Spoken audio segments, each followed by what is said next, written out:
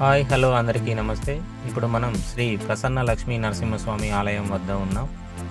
ఈ ఆలయం నరసింహులపల్లె కోట్ల గ్రామంలోని గుట్టపైన ఉంటుంది.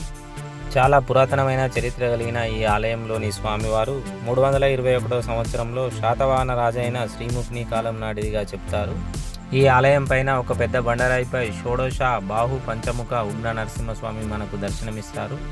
షోడశ బాహు పంచముఖ ఉగ్ర నరసింహస్వామి శిల్పం అత్యంత అపురూపమైనది మరియు అరుదైనదిగా చెప్తారు. ఆలయం లోపల వామాంకిత లక్ష్మీ నరసింహస్వామి ప్రసన్న రూపంలో దర్శనమిస్తారు. ఈ ఆలయమునకు చాళుక్యులు, వేములవాడ, పశ్చిమ చాళుక్యులు, కాకతీయ రాజులు సేవ చేశారని ఈ ఆలయ శాసనం చెబుతుంది.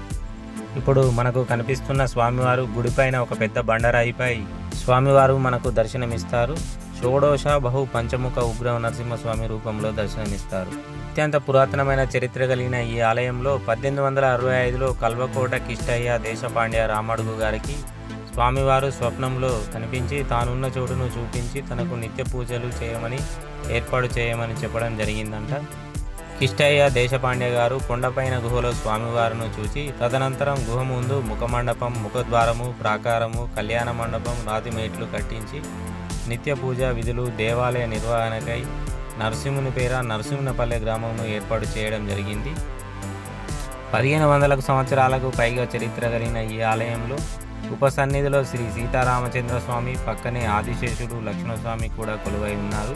ఈ ఆలయంలో క్షేత్రపాలకుడిగా హరిహరాంశ సంభూతుడైన భక్తాంజనేయ స్వామి దర్శనమిస్తారు. ఈ ఆలయంలో చైత్రమాసంలో స్వామివారికి బ్రహ్మోత్సవాలు నిర్వహిస్తారు. స్వామివారి కళ్యాణం కూడా అంగరంగ వైభవంగా నిర్వహించడం జరుగుతుంది.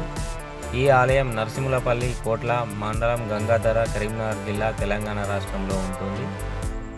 ఈ ఆలయం పక్కనే మనకు దర్శించుకోవడానికి శ్రీ అన్నపూర్ణ విశ్వనాథ ఆలయం, పక్కనే నందగిరి గ్రామంలో శ్రీ వీరభద్రస్వామి ఆలయం, శ్రీ మల్లికార్జున స్వామి ఆలయాలు చాలా పురాతనమైనవిగా ప్రసిద్ధి చెందాయి.